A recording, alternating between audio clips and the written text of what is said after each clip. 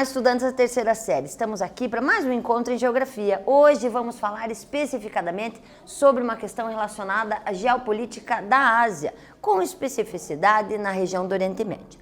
Dentro dessa especificidade, vamos analisar alguns objetivos aqui.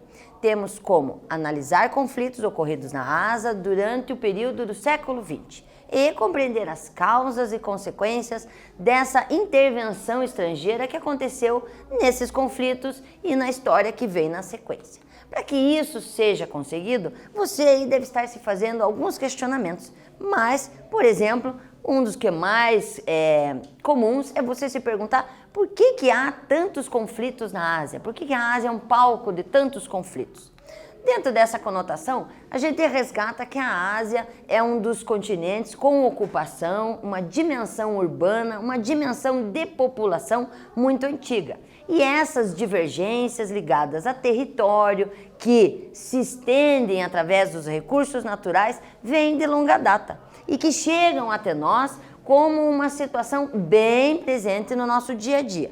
Dentre essas questões, logicamente o Iraque, dentro da sua posição estrategicamente observada aqui, dá a esse berço um conflito mais agressivo ainda. Observem que nós temos aqui uma dimensão do Oriente Médio. Nesta dimensão do Oriente Médio, nós temos a posição em detrimento ao acesso à Europa, que é através do Mar Mediterrâneo, e através do Canal de Suez, ligando com o Mar Vermelho. Desta forma, você percebe que o Iraque, centrado nessa região e desde sempre calcado entre dois rios, que é a antiga Mesopotâmia, o Tigre e Eufrates, sempre estabeleceu um ponto muito nevrálgico de conflito no continente asiático. Observem aqui que dentro da estrutura mais próxima do mapa do Iraque, você percebe a presença dos rios Tigre e Eufrates e você percebe uma das principais causas de conflitos bem antigos na região, porque olhem ao redor e vejam que a malha hidrográfica é uma malha bem delicada, fazendo com que toda a região tenha a carência hídrica necessária e muitas vezes buscada na região do Iraque. Logicamente, isso vai se estendendo durante o tempo e vai chegando até nós em pleno século XX com o advento das Primeira e Segunda Guerras Mundiais. Essas duas fazem com que haja literalmente um embate, principalmente do domínio europeu, dentro da região asiática. Claro que isso também estabelece ponto de conflito, uma vez que as pessoas que ali habitavam não aceitavam muito essa inserção colonial dos europeus, que se estendia ao longo já de quase 300 anos. E isso, logicamente, formou alguns pontos de conflito, de interesse e principalmente de movimentação popular em prol do distanciamento, do afastamento mesmo dessas influências. E nós podemos ver isso quando analisamos rebeliões em 1960 e 70, podemos observar também na região curda em 1975, se estendendo até os nossos dias com o advento da civilização, do povo curdo, tentando estabelecer um regime independente em relação aos demais. Observem que dentro das revoltas, das guerras observadas e identificadas aqui, vamos destacar a questão do Iraque com mais profundidade. Ela vai se dar a partir de 1979, veja, em plena Guerra Fria, quando Saddam Hussein, ditador já estabelecido e considerado como ditador, sofre muitas restrições, impõe muitas restrições à população. Isso vai provocando uma movimentação bem agressiva de comoção, tanto interna quanto externa, da mídia internacional. Dentro dessa configuração, os xiitas que mais sofrem com a repressão têm terras confiscadas, limitação da liberdade e até a prática religiosa da forma como eles estipulam no Alcorão. Nessa maneira, além dessas restrições internas, o objetivo de Saddam Hussein era expandir o território iraquiano. Isso se deu em 1980, veja, um ano depois dessas restrições, no qual ele invade o Irã com o pretexto de dominar um determinado canal, porque ambos usavam o recurso hídrico naquele lugar e no momento que ele invade, ele quer ter o domínio total desse canal. Claro que isso vai fazer com que não tenham vitoriosos, afinal de contas, é uma guerra, um conflito formal, um embate direto em que muitas percas se deram, mas infelizmente aconteceu e não teve nenhum vitorioso a partir dessa revolta que durou mais ou menos 2 anos. Outra questão que muito se assenta e muito é vista na mídia é a Guerra do Golfo. A Guerra do Golfo também aconteceu quando as tropas iraquianas invadiram não agora o Irã, mas o Iraque. Veja novamente o intuito de expandir territórios. Então o mesmo ditador, Saddam Hussein, invade a região do Iraque, do Kuwait, perdão, com a intenção de possuir mais territórios. Sempre visto a partir do estudo da ideologia e da sistemática de domínio de Saddam Hussein, você percebe sempre a expansão territorial, a vontade de estabelecer mais territórios e que envolvam talvez resquícios dos antigos reinos da antiguidade. E isso, infelizmente, vai ser o mesmo aqui, se estendendo de 90 até 91 por toda a região. Quando a gente também olha a área do Kuwait, a gente percebe uma outra questãozinha aí, que é a questão do acesso à água. Então, quando observamos aqui o mapa destacado, vemos que o Iraque ele tem uma pequena porção de acesso ao oceano através do Golfo Pérsico, mas quando olhamos o Kuwait, percebemos uma grande extensão ligada ao mar. Então, de maneira a imaginar que o raciocínio foi estabelecendo domínio sobre o Kuwait, temos mais acesso ao mar. Por isso, o interesse muito grande na região. Veja, a invasão também teve um outro advento que, logicamente, sempre que falamos em Oriente Médio, nos vem à mente, que é a questão petróleo. Toda a região do Golfo e toda a região do Oriente Médio, muito rica em petróleo, não é diferente nesses países. Claro que, dominando o território, o domínio sobre essa região, também exportadora de petróleo, muito interessante e se assenta. E aí, estas coalizões, essas uniões se fazem bem interessantes para o então ditador que faz essa inserção, imaginando essa união entre as potências. Observando aqui a questão de como essas guerras foram neutralizadas gradativamente, uma das movimentações foi quando se literalmente atacou a capital, a Bagdá. Essa capital foi atacada e já com uma conotação de ataque diferenciado. No decorrer do momento histórico que estamos analisando, percebemos guerras muito mais teleguiadas. Então vemos muito mais mísseis sendo lançados, bombas sendo deflagradas, do que literalmente uma invasão por terra, como estávamos acostumados a ver em outros momentos. Então a guerra tem uma conotação muito mais civil, muito mais devastadora, porque ela ataca literalmente via ar. Dentro dessa questão, também outra que não podemos deixar de falar, é que na região ainda estavam nascendo, surgindo e se destacando alguns grupos com objetivos diferentes daqueles estipulados pelo então ditador que estava querendo estabelecer territórios. Na verdade, o objetivo seria o mesmo, mas a origem também se dá porque nós vamos ter grupos terroristas deflagrando alguns ataques ali, principalmente porque tinham objetivos em comum.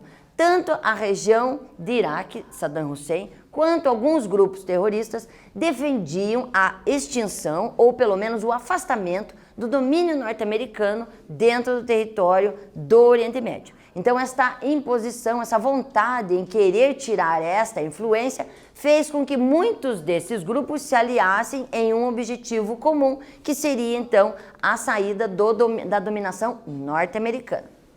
Dentro disso, Saddam Hussein foi literalmente perseguido porque foi colocado em termos de mídia e calcado em termos de execução pessoal mesmo, no sentido de ter um papel de ditador, perseguir pessoas, impor determinadas restrições e dessa maneira a instabilidade política se instalou. Essa instabilidade política faz com que novas inserções, principalmente norte-americanas, e também da ONU, através dos boinas azuis, chegassem até o território iraquiano. E esta entrada promoveu, então, uma inserção desse domínio muito maior na região. O ditador é perseguido, é tirado da região iraquiana, levado até um tribunal, então, sendo considerado culpado das ações por ele impostas no país, sendo então executado. Dessa execução, o que restou? Restou um país que passou por uma movimentação muito agressiva,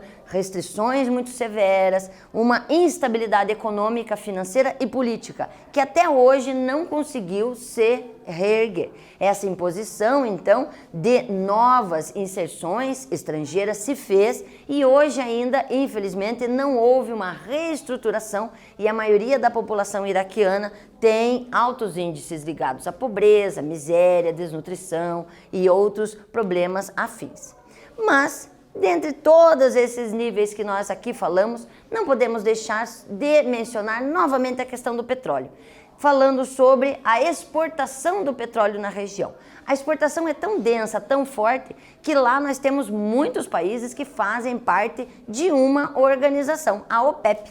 A OPEP é uma organização de países exportadores de petróleo. Então aí você remete ao que significa realmente participar deste grupo. Significa que você tem petróleo, mas você não tem qualquer quantidade de petróleo. Você tem uma quantidade de petróleo tão grande que se faz a possibilidade de você exportar este petróleo. Desta forma, eles organizam o regime de importação e exportação pelo mundo, porque é um grupo que dirige esta circulação, como também regulam e identificam os preços dos barris a serem cobrados. Agora, para a gente fechar este bloquinho, vamos fazer uma atividade. Nela diz o seguinte: uma região quente. O Oriente Médio é uma região a qual impressa sempre se refere a uma área conturbada, espécie de barril de pólvora com estopim aceso, prestes a explodir. Essa imagem explica, em função de se uma região do mundo, um lugar onde talvez ocorram conflitos mais intensos. Então aqui temos uma imagem que mostra essa destruição pós um ataque, principalmente aéreo, e eu quero que vocês aí expressem o seguinte: apresentem 3 fatores que originam esses conflitos na região do Oriente Médio. Voltamos rapidinho.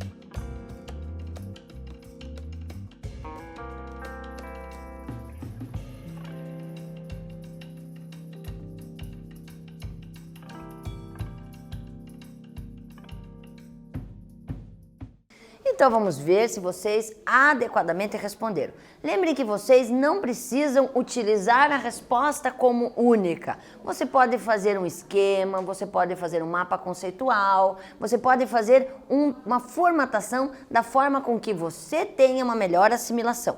Aproveite essas questões para fazer um aprofundamento, uma pesquisa, no qual você, por interesse próprio, identifique algumas características que possam ser salientadas e façam com que você resgate esse conteúdo posteriormente. Claro que aqui você pode articular uma resposta baseada em questões ligadas ao petróleo, ligadas à questão territorial, questões ligadas à água, questões ligadas à religião, além de facções religiosas e grupos terroristas. Então, a articulação desta movimentação que deflagra possibilidades de conflito na região é densa. Você pode escolher, ou melhor ainda, fazer um esqueminha em que todas elas estejam juntas para que estabeleça uma real situação da região para você. Na continuação, nós vamos ter então a invasão árabe já acontecendo e já fazendo um resgate desde o ano 640, como foi falado no início desta apresentação, a parte conflituosa da região, ela remete a muito tempo, não é uma situação atual, ela se assenta na atual, ela chega até a atualidade, mas ela não é uma questão atual, ela vem de conflitos bem antigos, veja aqui resgatado desde o momento, muitas vezes, da implementação de um governo, implementação de um sistema político, ou até mesmo de uma disseminação religiosa, como é aqui destacado. Nessa área, nós vamos observar, em 1921, nós vamos ter o Shah Reza Khan, que vai originar uma movimentação dentro do Irã em que se destaca alguns elementos. Ele dá mais direito às mulheres, ele constrói escolas modernas e ferrovia, implementa a chamada dinastia Pahlavi, que se estabelece quando você tem a passagem de poder de pai para filho, e dentro dessa situação imaginava modernizar o Irã. Nessas questões, obviamente, muito se ganhou, a região, a implementação, a população deu uma desenvolvida social muito grande, e isso logicamente fez com que houvesse muitos interesses também se levantando. Dessa questão veio se estendendo até 1979, quando nós vamos ter um então líder sendo expulso da região. Essa expulsão desse líder, que era contrário a toda aquela situação, aquela modernização colocada na região, suscitou a todas as pessoas que apoiavam o então Ayatollah, que é o líder religioso, a se movimentar contra o atual governo. Então, o que aconteceu? Uma revolução para tentar restituir o poder do então Ayatollah, que tinha sido retirado da região. O que acontece então? Ele volta, a revolução se estabelece e se concretiza com a retirada da então governança e a aplicabilidade de um novo movimento, um novo momento para o Irã, no qual se auto-intitula República Islâmica do Irã. Nele, ao contrário do então presidente, que aí estava consolidado, o então Reza, eles estabelecem leis mais religiosas severas e dessa maneira coloca-se o Ayatollah como a principal figura política e econômica da região. Dentro dessa característica, logicamente, nós vamos ter muitas pessoas que o apoiam. Então, dentro dessa observação, temos que verificar que existem pessoas apoiando e pessoas contrárias, como em qualquer situação. Então, logicamente, nós temos que ter a certeza que juntou o líder religioso com o líder político. Isso não diminuiu o então embate, já comentado hoje, que aconteceu entre Irã e Iraque. O então ditador, como já mencionamos, invadiu o Irã, tentando então abranger esse território. Reparem que o Irã estava em plena movimentação, agressivamente consolidada, nestas diferenças entre apoiar o antigo regime e o novo regime da República Islâmica do Irã, e logicamente deflagrou mais conflito ainda quando o Iraque invade. Isso, logicamente, estabeleceu muita ameaça, muitas mortes e que obviamente deflagrou mais ainda um clima de instabilidade econômica e política na região, logicamente movimentando o planeta por causa de questões ligadas a recurso energético, petróleo. Isso também vai deflagrar, como já falamos, a uma questão de disputa tanto de água quanto de escoamento de produtos, porque nós vamos ter também canais muito sólidos de escoamento da produção, tanto do petróleo quanto de outros recursos. Então o que acontece? Muita disputa por canais, como aparece aqui, ou então outras divergências que vão se assentando em termos religiosos, políticos, e aqui mencionado sobre a questão curda, que até hoje luta por ter uma área a qual pode ser chamado de país. É uma população que não aceita os regimes impostos no seu entorno, disputa uma área para se chamar de Kurdistão e o qual também assenta mais o movimento de conflito na região. Aqui uma imagem de um exército do Kurdistão que luta em prol dessa colocação e dessa solidificação do novo Estado e, por consequência, país curdo. Os curdos, visto aqui, qual é a área que eles almejam? Eles almejam uma área que fica entre a Turquia, a Síria, o Iraque e o Irã, como sendo sua. É uma área que sempre foi habitada por eles têm toda uma cultura própria, um idioma próprio, toda uma identificação própria, mas que com o decorrer do tempo e as forças que ali se estabeleceram foram perdendo domínios e nunca conseguiram, na atual conjuntura do século XX, deflagrar a consolidação das fronteiras, dando a eles essa potencialidade de ser um país. Agora, para a gente fechar, vamos para mais uma atividade. O filme Tempo de Embebedar Cavalos faz uma abordagem lírica do tema, fome e falta de perspectiva de um povo. A história se passa em um pequeno vilarejo na fronteira entre o Irã e o Iraque e apresenta ao mundo um recorte do cotidiano da maior população sem Estado no planeta. Aponta alguns problemas ligados por este povo, que se encontra espalhado por alguns países, Turquia, Irã, Síria. Esses elementos retratam um povo? Qual? Qual povo é esse que nós acabamos de mencionar, que não tem uma especificidade de um país próprio? Quais características podemos destacar desta luta, desta população? Voltamos rapidinho.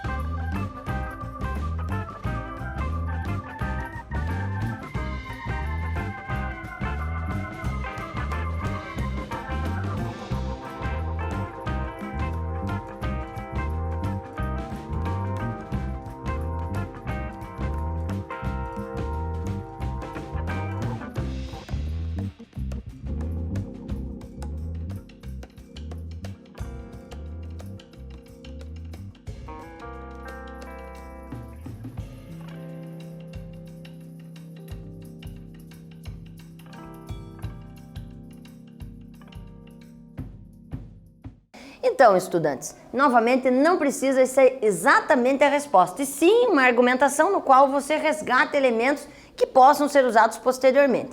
Então fala, obviamente, da questão curda e toda essa situação da reivindicação por causa de toda a especificidade da população que não aceita a influência de outras e quer ter sobre sua tutela uma área a ser explorada como sua. Dentro disso, espero que vocês tenham atingido os nossos objetivos, feito um resgate dos aspectos políticos da região da Ásia, além de analisar alguns conflitos que ali se assentaram durante o período do século XX. Até um outro encontro. Até mais!